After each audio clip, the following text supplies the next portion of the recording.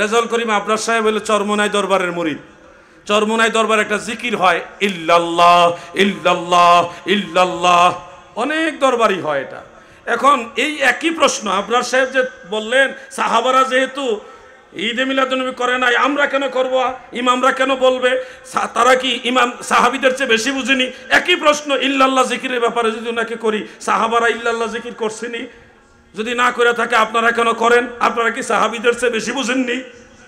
এরপরে চরমোনাই দরবারে আরেকটা বই আছে, বইটার নাম 21 সবক, মানে 21টা সবকের মাধ্যমে সে রিয়াজত করে, সাধনা করে, জিকির আজকার বিভিন্ন আমলের মাধ্যমে। তো এখন এই প্রশ্নটা যদি আবরার সাহেবকে করি যে সাহাবারা যেটা করে না এটা আপনি কেন করবেন, আপনি কি সাহাবীদের চেয়ে বেশি বুঝেননি? তাহলে 21 সবক আপনারা কেন আদায় করেন? সাহাবারা তো 21 সবক আদায় করে নাই, তো সাহাবীদের চাইতে আপনারা কি ইসলাম চর্চা বেশি বুঝেননি? নিজেদের বেলায় তো এই প্রশ্ন আসবে না। টঙ্গীর ইজতেমা বাৎসরিকভাবে করা হয়, সাহাবীরা তো টঙ্গীর ইজতেমা করে নাই, আপনারা কেন করেন? সাহাবীরা যেটা করেন এটা করা যাবে না, আপনারা সাহাবীদের চেয়ে বেশি বুঝেননি। তাহলে ইজতেমার ব্যাপারে, সিরাতুন নবী মাহফিলের ব্যাপারে, তাফসীরুল কোরআন মাহফিলের ব্যাপারে, চরমোনাই 3 দিনের মাহফিলের ব্যাপারে, বিভিন্ন সালাফীদের সম্মেলন সহ মাদ্রাসার বাৎসরিক সম্মেলন, এই ক্ষেত্রে প্রশ্ন আসে না কেন যে সাহাবারা যেহেতু করে নাই আমরা সিরাতুন নবী মাহফিল করব না? এই প্রশ্নগুলি আসে না। মূল কারণ হলো এরা অরিজিনালি ওই দলিল আর উসুল বিষয় না, মূল বিষয় হলো তারা নবীর মিলাদ পছন্দ। কওমি অঙ্গনের একজন আলেম ভাই আছে, জনাব রেজাউল করিম আবরার সাহেব, তিনি একটা বক্তব্য দিলেন। বক্তব্যের ভাষাটা ছিল এরকম যে ঈদে মিলাদুন্নবী সাল্লাল্লাহু আলাইহি ওয়াসাল্লাম এটা মানা যাবে না, ঈদ বলা যাবে না। কারণ মুসান্নাফু আব্দুর রাজ্জাকের মধ্যে এসছে রাসূল পাক সাল্লাল্লাহু আলাইহি ওয়াসাল্লাম বলেছেন, লা তাত্তাখিজু শাহরান ঈদা ওয়ালা তাত্তাখিজু ইয়াওমান ঈদা, তোমরা কোনো মাসকে ঈদ বানাবে না এবং কোনো দিনকেও ঈদ বানাবে না। এই হাদিস দিয়ে তিনি বললেন যেহেতু নবীজি বলছে কোনো দিনকে ঈদ বানানো যাবে না, সেহেতু আমরা ঈদে মিলাদুন্নবী বানাইতে পারবো না। একটা যুক্তি দিয়েছেন। দ্বিতীয় যুক্তিটা ছিল এরকম, ইমাম ইবনে রজব হাম্বলি রাহমাতুল্লাহ আলাইহির লাতাইফুল মাআরিফের মধ্যে একটা ইবারত আছে, সেই ইবারতের মধ্যে যেই ঈদগুলো শরীয়তে এলাও করে না সেই ঈদকে বিদআত বলা হয়েছে। ঢালাওভাবে ইবনে রজব হাম্বলি সব ঈদকে, মানে ঈদে মিলাদুন্নবীকে বিদআত বলেননি। তিনিই বলেছে যে ঈদগুলো শরীয়ত এলাও করে না, আল্লাহ এবং আল্লাহ রসুলের পক্ষ থেকে এলাউড না, গ্রহণযোগ্য না, সমর্থিত না, ওগুলি বিদআত। তিনি সেখানে বলেছেন যে ইল্লা মা জাআতি শরীআতি বিইত্তিখাযিহি ঈদা, ওই ধরনের ঈদগুলোকে বিদআতের অন্তর্ভুক্ত করা হবে না যেই ঈদগুলি আল্লাহ তাআলার পক্ষ থেকে, কোনো রসুলের পাকের পক্ষ থেকে কোনো না কোনোভাবে সমর্থিত হয়ে এসছে। এই যে এবারতটা দিয়ে আমাদের রেজাউল করিম আবরার সাহেব তিনি দাবি করেছে ঈদে মিলাদুন্নবী মানা যাবে না। এই দুইটা পয়েন্ট পরে আরেকটা আছে, আমি আপনাদের সহজ করে দিচ্ছি। এখানে হয়তো ওনার এই মতের সমর্থক আছে বা থাকতে পারে। এই দুইটা কথার পিছনে ওনার ধোঁকাবাজির আশ্রয় নেওয়া হয়েছে, আশ্রয় নিয়েছে উনি। এক নম্বরে যে হাদিস শরীফ উনি বলেছে ওইটা সহিহ হাদিস না, ওইটা হলো মুরসাল হাদিস। হযরত আব্দুর রাজ্জাক সানাআনী হযরতে মামার থেকে বর্ণনা করেছেন, মামার আব্দুল্লাহ ইবনে তাউস থেকে বর্ণনা করেছেন, তিনি হযরতে তাউস রাহমাতুল্লাহ আলাইহি থেকে বর্ণনা করেছেন, তিনি আল্লাহ রসুল থেকে। হযরতে তাউস কিন্তু সাহাবী না, উনি জীবনে কোনোদিন আল্লাহর নবীকে দেখেই নাই। সেই লোক বলতেছে রাসূল পাক সাল্লাল্লাহু আলাইহি সাল্লাম বলছেন, যে লোকে নবীজির রেফারেন্স দিয়ে কথাটা বলছে উনি জীবনে কোনোদিন আল্লাহর নবীকে দেখেই নাই।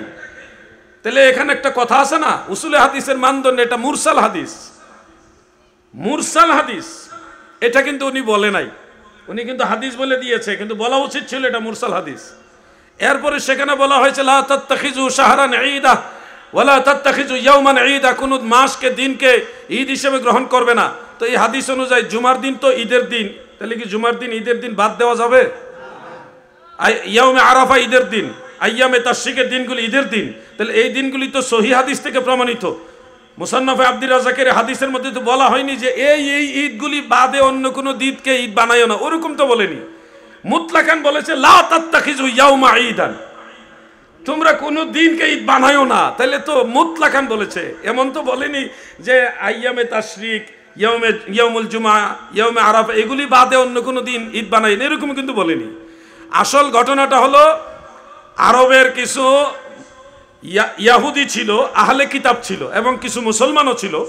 তারা রজব মাসে পুরা মাস ব্যাপী রোজা রাখা শুরু করলেন।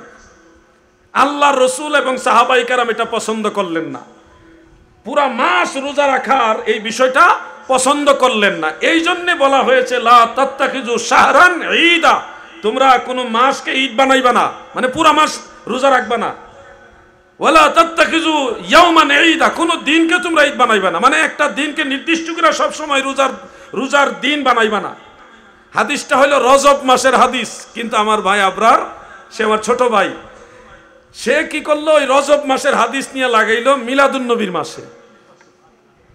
দলিল কোন জায়গা লাগাইছে, কোন জায়গা, চাচার কবর কই, চাচি কান্দে কই। ইমাম আব্দুর রাজ্জাক সানানি রহমতুল্লাহ আলাইহি হাদিসটা আনছে রজব মাসের অধ্যায়ের মধ্যে, রবিউল আউয়াল মাসের অধ্যায়ের মধ্যে না। এই হলো এগুলি ধোঁকা। এরপরে ইবনু রজব হাম্বলি রহমতুল্লাহ আলাইহি তিনি লাতাইফুল মারিফ সেই কিতাবের মধ্যে যা বলেছে তা তো আমি বললাম, উনি ঢালাওভাবে সব ঈদকে অস্বীকার করেননি। তিনি বলছে ইল্লা মা জাআতি শরিয়াতে বিইত্তিখাযিহি ঈদান, যেই ঈদগুলিকে গ্রহণ করার ব্যাপারে শরীয়তে দলিল বা কোনো অনুমতি সমর্থন রয়েছে, এগুলি বাদে অন্য দিনকে ঈদ বানানো, এগুলি হলো বিদআত। তো ইবনু রজব হাম্বলি দামেশকি রহমাতুল্লাহ আলাইহি তিনার আরেকটা কিতাব আছে, এটা আমার ওই রেজাল করিম আবরার ভাই পড়ে নাই। সে আমার বয়সে অনেক ছোট, তারপরে আমি ভাই বলতেছি আদর করে।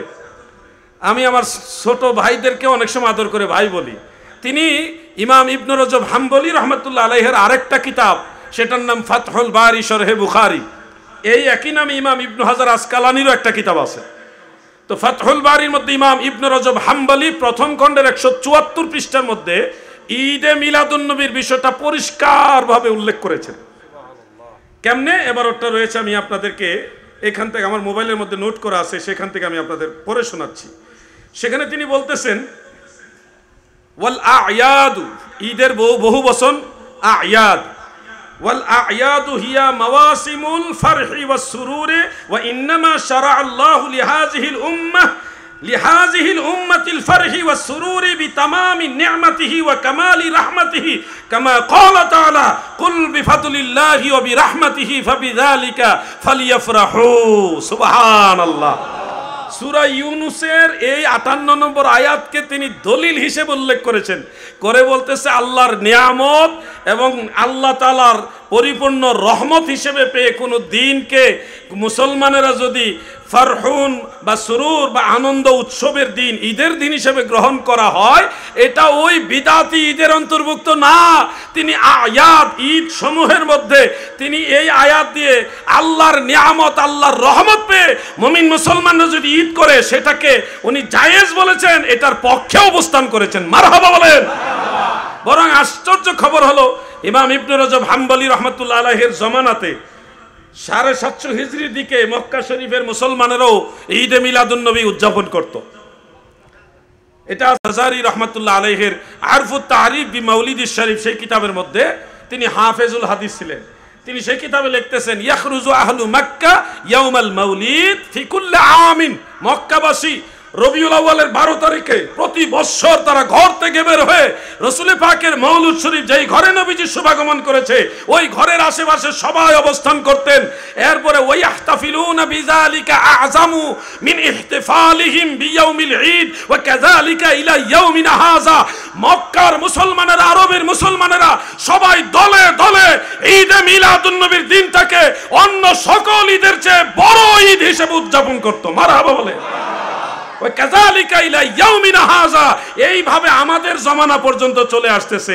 ওই সময়কালটা ছিল ইমাম ইবনে রজব হাম্বলি রহমতুল্লাহ আলাইহির সময়কাল।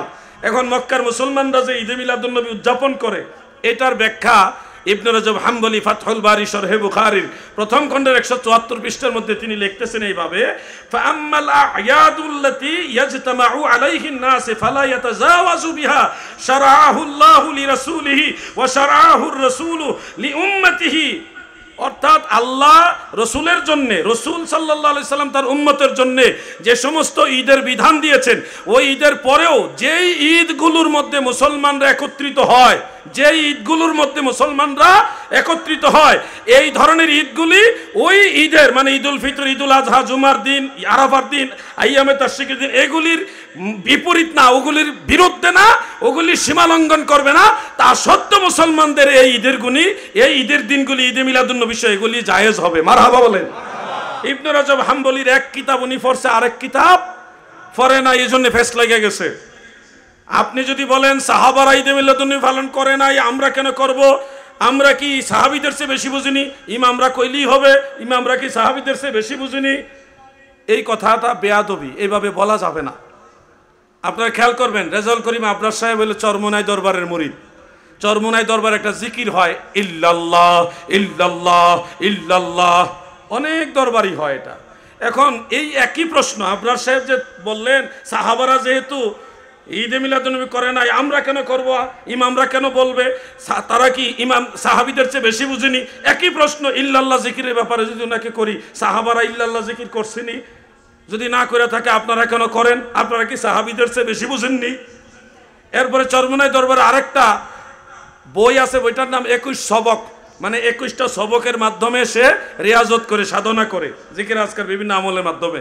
তো এখন এই প্রশ্নটা যদি আবরার সাহেবকে করি যে সাহাবারা যেটা করে না, এটা আপনি কেন করবেন? আপনি কি সাহাবীদের চেয়ে বেশি বুঝেননি? তাহলে 21 সবক আপনারা কেন আদায় করেন?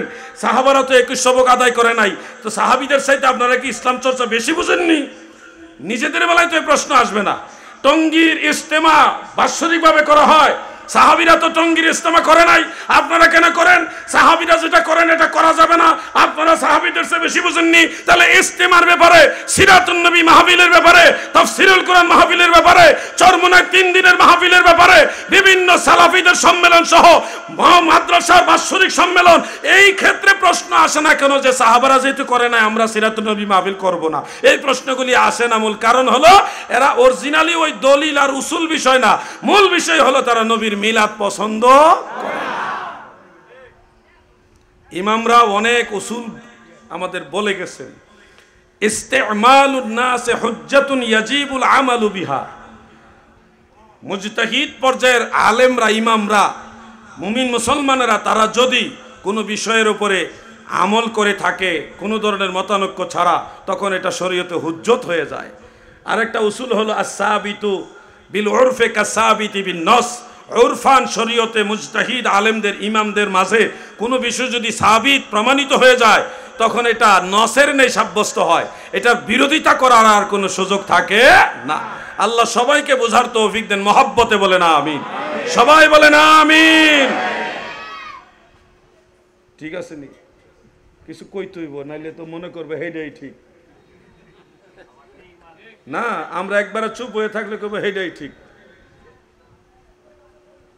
আমরা তো অসম্মান করে কিছু বলি নাই, ওনার অসম্মান করে কিছু বলছি?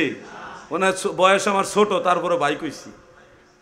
একজন আলেমের একটা বিষয় না জানা থাকতেই পারে, এটা স্বাভাবিক। আমরা আরেকজন জানি বলে দিছি, এটা দ্বীনের আমানতদারিতা। দ্বীনের মধ্যে এটা আমানতদারিতা। একজনে ভুল করলে আরেকজন ভাই সঠিক শুধরে দিবে, আমার ভুল হইলে আপনি শুধরে দিবেন। মূল টার্গেট কোনো ব্যক্তি না, মূল টার্গেট হলো ইসলাম ধর্মকে পবিত্র রাখতে হবে।